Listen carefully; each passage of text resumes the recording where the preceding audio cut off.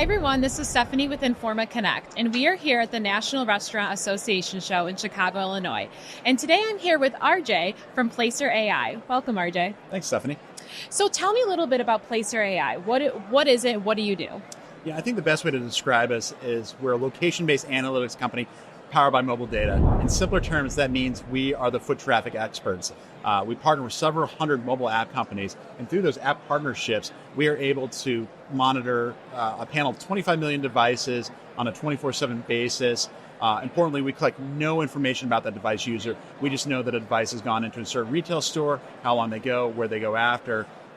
We work with a lot of restaurant, retail, commercial real estate, really anybody who's got physical assets. We work with a lot of them. But beyond foot traffic, we do much more cross-visitation data. We do some customer persona data. We work with other data sets, and we know somebody goes back to a zip code every night. We know that that's probably their home location. We know things about that zip code. We can make inferences so that, check it out if you haven't seen it, Placer.ai. A lot of good stuff, a lot of free resources, but we're the foot traffic experts. So I know foot traffic is a huge topic of importance and concern to restaurant owners right now, especially with the economic instability and price sensitivity with customers. What are you seeing trend-wise this year compared to last year or even maybe pre-pandemic? Yeah, I think it's interesting because I think if you look last year, QSR was generally slightly positive in terms of traffic. Some, like McDonald's, were ahead of that. Some were worse. Full-service dining on a year-over-year basis was down. Some of that was because of restaurant closures. But generally speaking, we've seen those trends actually continue, maybe gotten a little worse. I think we started off on a soft foot with January and weather. That was a negative impact. February and March, we saw slightly positive numbers. And then April started coming back. And I think a lot of consumers are feeling that inflation pressure and still food away from home, inflation being higher than food at home. Restaurants really feeling pressure from grocery stores more than anything else, particularly value grocers. That is where most of the competition is coming in right now. And so I think that instead of just setting your sights on your local restaurant competitor, you got to think more holistically in food retail, because we are seeing a lot of pressures drive people to different locations. Absolutely. And I want to touch on the weather. I know seasonality, holidays play a big role on foot traffic. So what role do they play? What do you normally see trend-wise? It depends on the chain, it depends on the concept. But generally speaking, we see a little bit softer in the winter period, a little bit higher in the summer period when people want to be out and dining, particularly full service and casual dining. They do a lot better in the summertime. But you bring up a good question, because events right now, we're seeing a lot of propensity to people to visit restaurants during events, right? Maybe it's the shoulder periods, you're worried about inflation, but hey, somebody's birthday's coming up.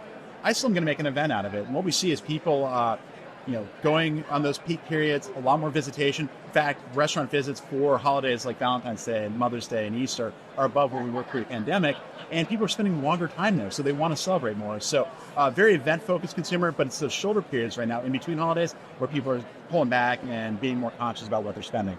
Absolutely. And speaking also to the state of California, so I know they're dealing with their own issues per se as far as traffic, and even more so as the operation as a whole with restaurants. How have they been impacted this past April with the minimum wage increase? It's a fascinating question, because we've been looking at it from the beginning of the year through what happened in April 1st when the minimum wage increase went into effect. It was kind of mixed results. There were some times California was ahead of the national average, sometimes below, up until we got to about April. But since April hit, we've actually seen pretty clearly the California as a state and the most major markets in California are running slightly below what we typically see from a year-over-year growth perspective in terms of visits right now.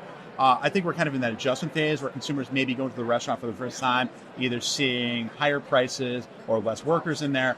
I think we're just starting to see the impact of it. But our data, now that we've got about 4 or 5 weeks of data to look at, it's pretty conclusive that California is starting to see a bit more pressure. It'll probably only get worse as people start to see the prices on the menu board and kind of adjust to that.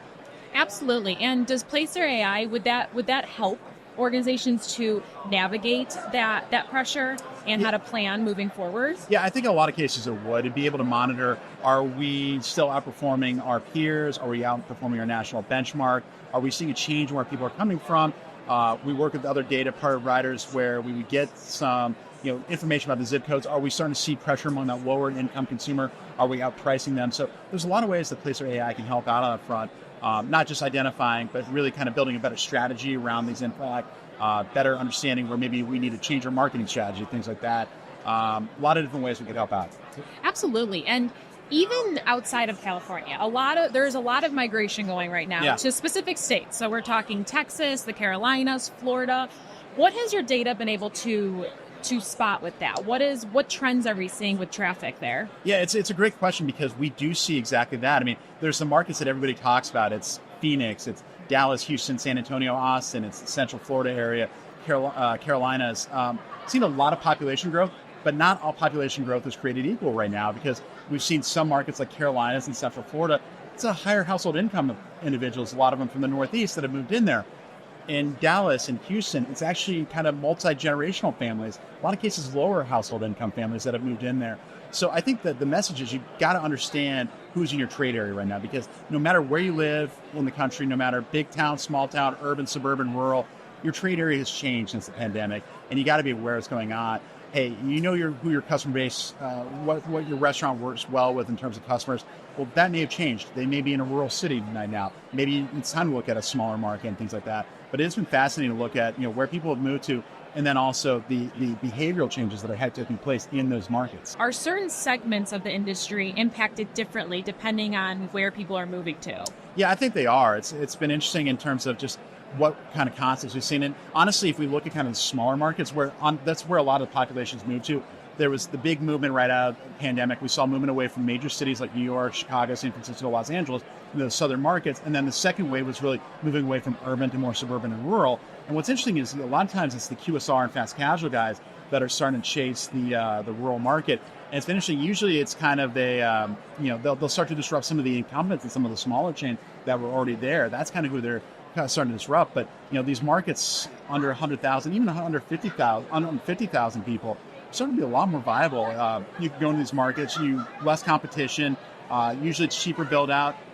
Usually better access to labor. You're kind of the cool brand and people want to work for you. So it's actually really interesting. And now also we have groups like Chipotle saying, we think we can do 7,000 locations as opposed to 6,000 because we see such success. And honestly, they're doing about 20% higher visits per location in those markets. So I think that's a viable strategy for a lot of QSR, fast casual, and even in some cases full service restaurants as well. I think what has surprised me is that there are certain concepts that we are seeing actually be pretty healthy, sit down concepts that are doing really well. And what's really been interesting is the idea that I think out of the pandemic, a lot of the established casual dining and fine dining chains really were, on stable footing. They were taking share from the independents that a lot of times either had to streamline operations or went out of business altogether.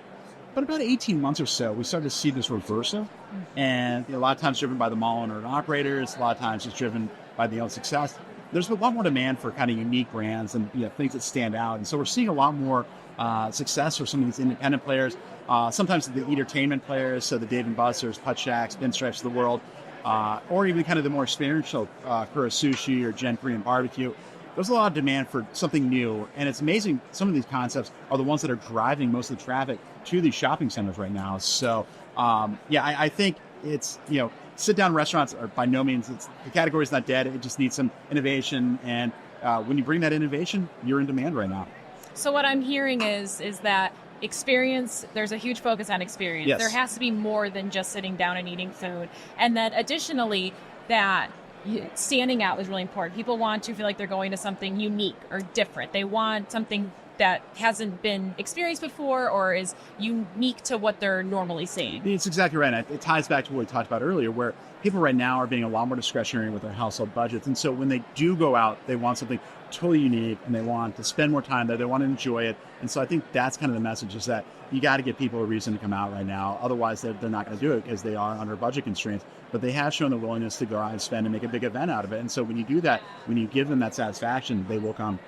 I think that's a great point, that consumers are being very selective right now. Very much so. So you really have to put your mindset in that of the customer. And if you only had to choose one place, you want to make sure you're the place you're the that destination. They want to choose. Absolutely. Absolutely. So is there anything else that you want to touch on with Placer.ai? What does the future look like with Placer.ai? Yeah, it's a great question. I mean, right now, we just crossed 4,000 customers. We are now 100 million in ARR. We work with groups all the way from shopping mall owners and operators to retailers to restaurants to even cities themselves. And I think just the future is continuing to build out not only the customers we help, solutions to, really good with real estate decisions, marketing, strategy, operation decisions, but then also just the other verticals that we're working to, new areas, industrial and healthcare, and really just also adding new solutions. I mean, things like being able to forecast what markets are the best fit for your restaurant and what sites within those markets. We've got a great tool on that. Migration tools, understanding where people are moving to and the changes. Again, I think it's so important to know your trade area right now. There's been so much change in that. We've had a lot of restaurant operators come to us and say, hey, this market's worked for us for years. Why is it not working now? And usually comes down to migration. So it really comes down to expanding new verticals and expanding our functionality. But stay tuned. We've got a lot to come on that front. Wonderful. Well, RJ, I really appreciate you for your time. This has been a fascinating conversation, and I hope you enjoy the rest of the show. Thank you very much. Thank you, everyone.